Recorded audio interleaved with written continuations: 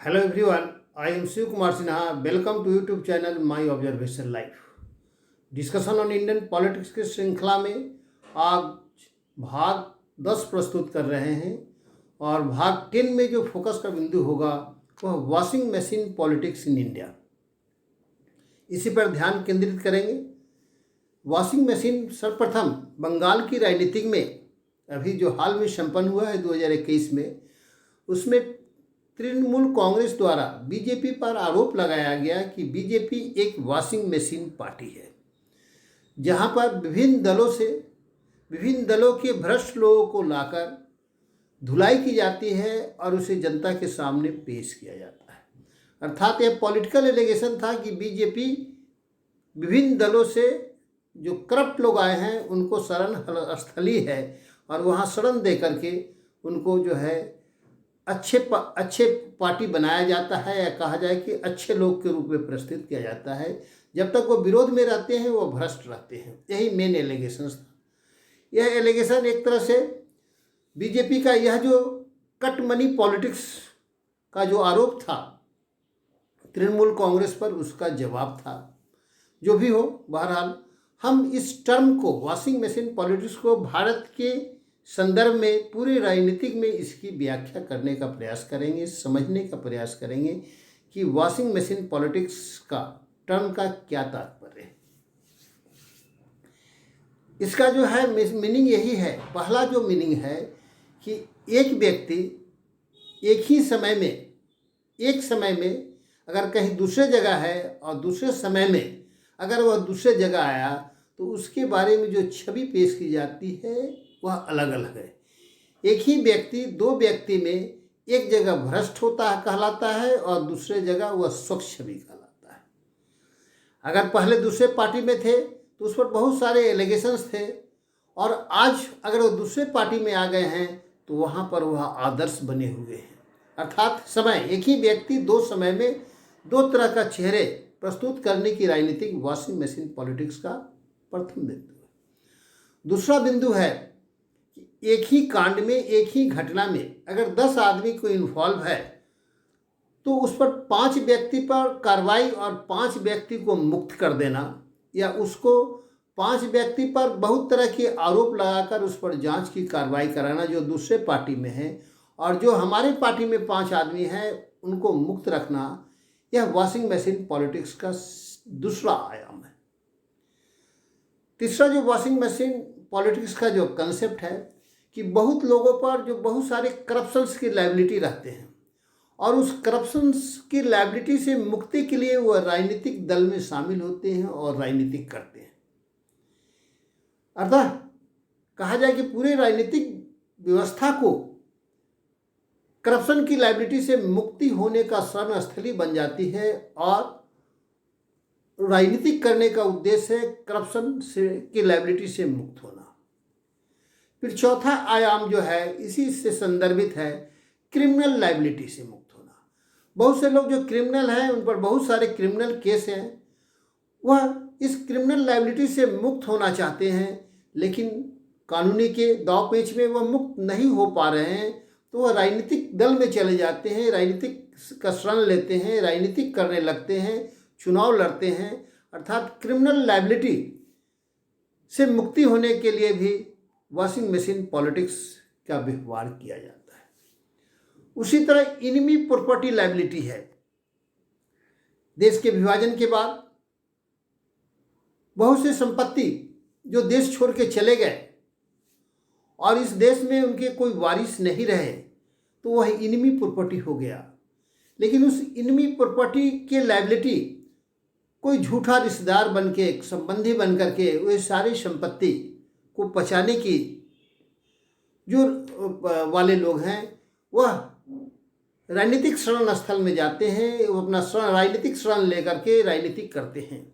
अर्थात यह बहुत बड़ी संपत्ति है देश में, जो आज भी है। पता नहीं आज़ादी के इतने दिनों के बाद इस प्रॉपर्टी का मालिक कहीं ना कहीं आज़ादी के समय छोड़ करके देश से बाहर चले गए, और उसके कोई रिश्तेदार अभी जो कहा जाए लीगल उत्तराधिकारी इस देश में नहीं है, जो विधिवत भारत सरकार की संपत्ति हो गई।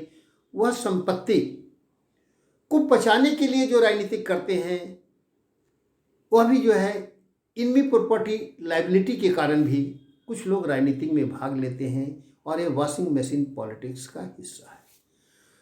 उसी तरह कुछ लोग सरकारी संपत्ति को हड़पने के लिए राजनीति करते हैं। गैर मजरूआ ज़मीन हो या बहुत सा केसर हिंद की ज़मीन हो या किसी दूसरे तरह की ज़मीन हो जिसको लोग कब्जा कर लिए हैं, उसको रेगुलराइज कराने के लिए जो राजनीतिक में भाग लेते हैं, वह जो है सरकारी संपत्ति को हड़पने के लिए जो राजनीतिक करते हैं, यह भी जो है वॉशिंग मशीन पॉलिटिक्स का एक हिस्सा है। फिर जो है इसके अलावा बहुत से लोग सरकारी कर्ज लिए रहते हैं, बहुत सारे कर्ज लिए रहते हैं। वह राजनीतिक इसलिए करते हैं कि वह जो है सत्ता में जब जाएंगे, राजनीतिक करेंगे तो कर्ज माफ़ी का कोई उपाय करेंगे और एक झोंका में कहीं कर्ज माफ़ ना हो जाए, इसलिए वह राजनीतिक करते रहते हैं। कर्ज माफ़ी की लायबिलिटी के लिए भी जो है वॉशिंग मशीन की पॉलिटिक्स करते हैं। यह सब जो है कहा जाए कि लायबिलिटी से रिलेटेड है। फिर उसी तरह जो सत्तारूढ़ दल रहती है वह विरोधी को, उनके सामने बहुत सारे इन्वेस्टिगेटिंग एजेंसियां हैं, उन एजेंसियां के माध्यम से नोटिस निर्गत करा करके वॉशिंग मशीन पॉलिटिक्स का अंजाम देती है, भय दिखाती है और अपने दल के समर्थन में लाने का प्रयास करती है, विरोध को कम करती है। अर्थात विभिन्न जांच एजेंसियों द्वारा नोटिस निर्गत करा करके भी वॉशिंग मशीन पॉलिटिक्स के एक महत्वपूर्ण बिंदु के रूप में काम कराया जाता है। उसी तरह कुछ लोगों पर केस इंस्टिगेट करा करके, केस दायर करा करके भी उसको अपने राजनीतिक दल में लाने के प्रयास किया जाता है। इसे भी जो है वॉशिंग मशीन पॉलिटिक्स हम कह सकते हैं। केस इंस्टीट्यूट करना, केस को इन्वेस्टिगेशन करा करके भी, बहुत से जो केस पड़े हुए हैं उसको इन्वेस्टिगेशन करा करके, किसी कांड को जांच करा करके भी जो राजनीतिक को प्रभावित किया जाता है वह वॉशिंग मशीन पॉलिटिक्स का हिस्सा होगा। इवन जो पहले से बहुत सारे केस चल रहे हैं वह केस को विड्रॉल करके भी जो है वॉशिंग मशीन पॉलिटिक्स का अंजाम दिया जाता है। केस सरकार वापस ले लेती है ताकि उसके राजनीतिक लाभ उनके समर्थकों को मिल सके। यह वॉशिंग मशीन पॉलिटिक्स का हिस्सा है। कुछ मामले में स्पीडी ट्रायल करा करके, जो बहुत दिनों से मामला पड़ा है उसमें न्याय के नाम पर स्पीडी ट्रायल करा करके भी वॉशिंग मशीन पॉलिटिक्स का अंजाम दिया जाता है। साथ ही साथ कुछ केस को ठंडा बस्ता में डलवाने के लिए, इन्वेस्टिगेशन में डिले कराने के लिए भी वॉशिंग मशीन पॉलिटिक्स का उपयोग किया जाता है। कुछ मामला में सेक्शनल जांच, माने सीमित जांच, किसी विशेष सेक्शन के तहत जांच करा करके संपूर्ण मामले को रफा दफा कर दिया जाता है।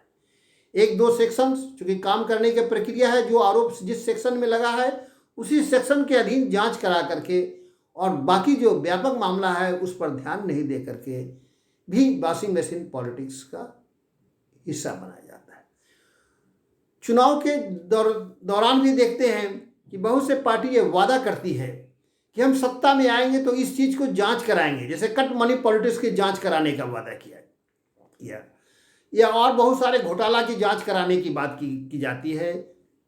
यह चुनावी वादा में भी जांच कराने का वादा करके वॉशिंग मशीन पॉलिटिक्स को अंजाम दिया जाता है। साथ ही साथ केस को विड्रॉल का भी वादा किया जाता है कि हम सत्ता में आएंगे तो उनके पक्ष में हम केस के विड्रॉ कर लेंगे और वॉशिंग मशीन पॉलिटिक्स आ जाए। फिर इतना ही नहीं, कभी कभी पार्टी जो कुछ लोग के असंतुष्ट हो जाते हैं तो पार्टी भेप को भी हम कहीं ना कहीं पार्टी भेप्स, डिसिप्लिन्स, यह सब भी वॉशिंग मशीन पॉलिटिक्स का आंशिक रूप से हिस्सा है। एक नया जो कंसेप्ट आया है घर वापसी को भी वॉशिंग मशीन पॉलिटिक्स का एक हिस्सा माना जा रहा है।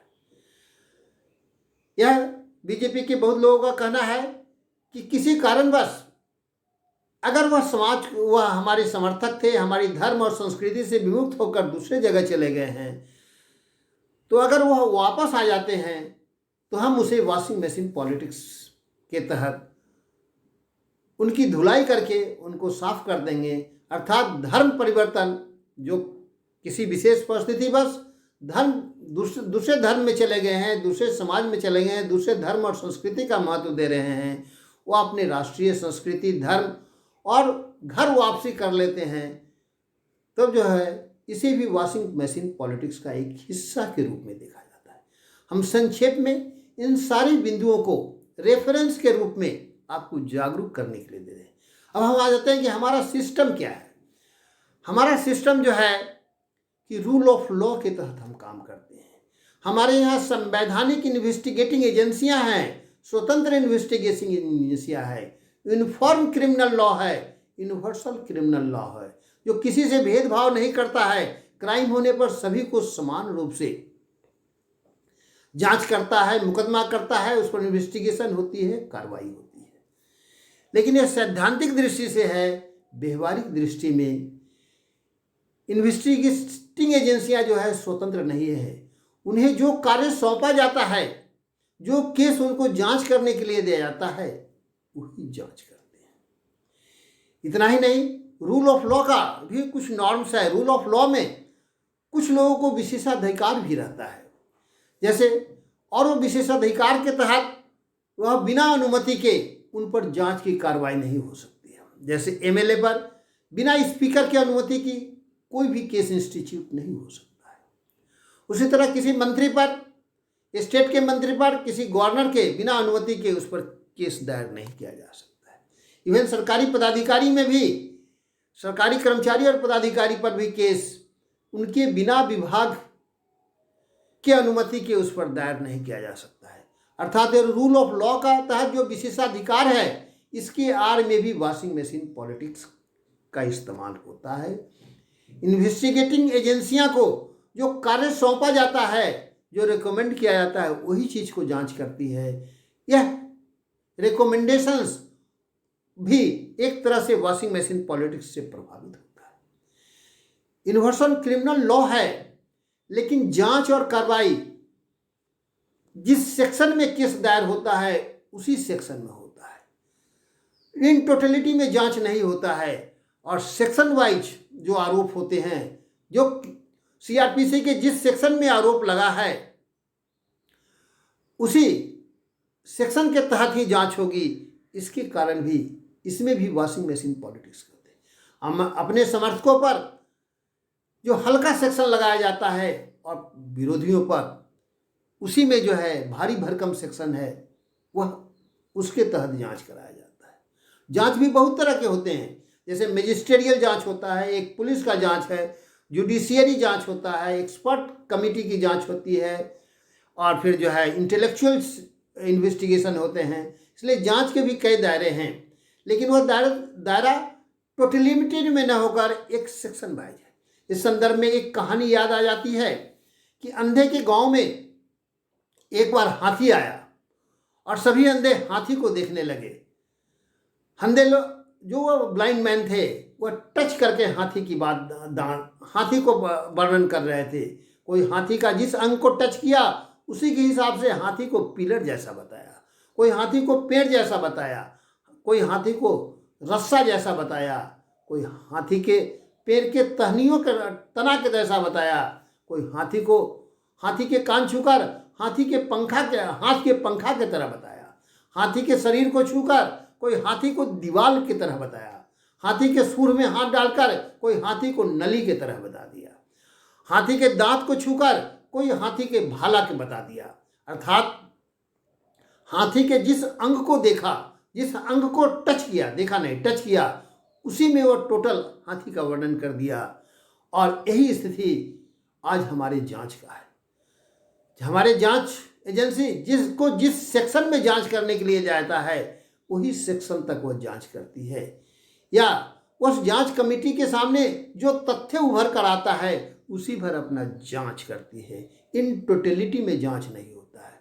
जिस तरह अंधे आदमी के समक्ष हाथी का जिस पोर्शंस का एहसास हुआ उसी पोर्शंस का वर्णन होता है, उसी तरह हमारे इन्वेस्टिगेशन में भी कहा जाए कि जांच में भी जो तथ्य उभर कर आते हैं वहीं तक जांच सीमित रहता है। इन टोटलिटी में जांच नहीं होता है। इसलिए कहा जाता है कि कभी कभी पुलिस जांच, मैजिस्ट्रियल जांच, जुडिशियल इंक्वायरी जांच, एक्सपर्ट कमेटी का जांच और इंटेलेक्चुअल जांच में अंतर हो जाता है, सभी के अलग अलग हैं। इसलिए और इसको वॉशिंग मशीन पॉलिटिक्स का एक हिस्सा बनाया जाता इतना ही नहीं, केस वापसी का भी एक दो एग्जाम्पल देंगे। जैसे बड़ौदा डायनामाइट कांड को याद करें, जो 1975 में इंस्टीट्यूट हुआ था। जॉर्ज फर्नांडिस पर प्रधानमंत्री की हत्या का आरोप लगाने के षड्यंत्र रचने के लिए डायनामाइट का जो इस्तेमाल किया जाने वाला था वह पकड़ा गया, और उसकी जांच में 24 व्यक्तियों के साथ जॉर्ज फर्नांडिस पर मुकदमा हुआ। जॉर्ज फर्नांडिस जेल में रहे, लेकिन जब इमरजेंसी हटी और वो जेल से ही चुनाव लड़े और भारी मतों से जीत गए, और जीतने के बाद बिना ट्रायल को कंप्लीट हुए केस को वापस लिया गया। प्रधानमंत्री पर हत्या का आरोप था, उसमें संभावनाएं थी कि देश के अंदर ही नहीं, देश के बाहर के लोग भी कुछ इन्वॉल्व हों। यह व्यापक केस था, और उस केस को बिना जांच के अंजाम में पहुंचे हुए केस को वापस ले लिया गया। मान लेते हैं कि यह विंडिक्टिव केस दायर हुआ हो या कुछ पॉलिटिकल केस दायर हुआ हो, लेकिन कुछ तो कारण रहा होगा। कम से कम इसका जांच को अंजाम तक पहुंचने के बाद एक केस को खारिज होना चाहिए था। लेकिन केस को वापस लेने का, यह कहा जाए कि वॉशिंग मशीन पॉलिटिक्स के अंतर्गत केस वापस लेने का यह अच्छा एग्जाम्पल है। उसी तरह शाह कमीशन जो इंदिरा गांधी के विरुद्ध बैठा था जांच के लिए, उस जांच कमीशन पर जो दायित्व दिया गया वह भी वॉशिंग मशीन पॉलिटिक्स का एक हिस्सा था। जिस तरह से शाह कमीशन ने नोटिस निर्गत किया, बुलावा किया, तथ्य इकट्ठा किया और उस पर कार्रवाई की, वह कहीं ना कहीं वॉशिंग मशीन पॉलिटिक्स का हिस्सा था। उसी तरह बिहार में भी हर ट्रेजरी में के लिए जो कोषागार से निकासी की गई थी पशुपालन कांड में, हर ट्रेजरी से निकासी पर अलग अलग ट्रेजरी वाइज केस किया गया, जिसमें ट्रेजरी पदाधिकारी इन्वॉल्व थे, जिला पदाधिकारी थे, पशुपालन पदाधिकारी थे, सभी लोग इन्वॉल्व थे, और सभी लोगों पर वो पशुपालन कांड में केस करके कार्रवाई की गई, और अंततः सभी केस की liability head of the state पर आया। तो अब इस तरह का कहा जाए कि जांच जो भी है यह वॉशिंग मशीन पॉलिटिक्स का एक हिस्सा किसी न किसी रूप में, ये 2-3 एग्जाम्पल दिए। उसी तरह अभी हाल में आप देखे होंगे, नेट पर भी देखे होंगे कि उत्तर प्रदेश में सरकार बनने के बाद 20,000 केस को विड्रॉ किया गया।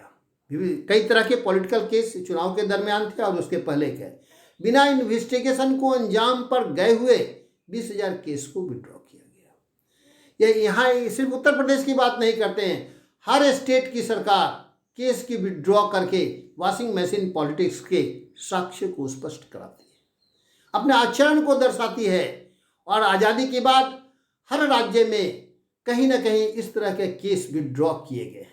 इसलिए केस का विड्रॉल भी वॉशिंग मशीन पॉलिटिक्स का एक हिस्सा है। जांच का सेक्शनल जांच भी वॉशिंग मशीन पॉलिटिक्स का एक हिस्सा है। इस तरह इस संक्षेप में अपनी बात को रख करके मैं स्पष्ट करना चाहूँगा कि देश में व्यापक रूप से वॉशिंग मशीन पॉलिटिक्स चल रहा है। वह जांच एक व्यक्ति को एक समय में अच्छा, दूसरे समय में बुरा, एक कांड में एक ही व्यक्ति, एक कांड में 5 व्यक्ति अगर इन्वॉल्व हैं तो 2 को सजा होना, 4 को मुक्त करना, कहीं ना कहीं corruption liability, criminal liability, enemy property liability, सरकारी संपत्ति को हड़पने की राजनीतिक, सरकारी कर्ज को माफ कराने की राजनीतिक, नोटिस निर्गत कराना, केस इंस्टीट्यूट कराना, इन्वेस्टिगेशन कराना, केस को विड्रॉ कराना, स्पीडी ट्रायल और ठंडे बस्ते में डालना, सेक्शनल जांच, चुनाव में वादा, पार्टी बेस्ड डिसिप्लिन, ये सब जो है घर वापसी के विभिन्न आयाम हैं। और घर वापसी यह राजनीतिक वॉशिंग मशीन पॉलिटिक्स का एक नया आयाम है। इसमें बीजेपी पार्टी यह स्वीकार करती है कि हम हृदय परिवर्तन में हम विश्वास करते हैं। जो लोग घर से भटक कर दूसरे धर्म में चले गए हैं, अगर वो वापस आ जाएं तो अच्छी बात है, और उनको प्रेरित करती है। अर्थात ये वॉशिंग मशीन के पॉलिटिक्स का प्रेरक एक तत्व है, एक कारण है। भारत के राजनीति में इस वॉशिंग मशीन पॉलिटिक्स की चर्चा करने के पीछे उद्देश्य है आम मतदाता जागरूक बने, मतदान करते समय इन तथ्यों को ध्यान में रखकर ही मतदान करें और सही और गलत को परखने की कोशिश करें। इसलिए वॉशिंग मशीन पॉलिटिक्स का संदर्भ मेरा यही था। अगर यह मेरा प्रेजेंटेशन विश्लेषण आपको अच्छा लगता हो तो इसे लाइक करें, शेयर करें, सब्सक्राइब करें। धन्यवाद।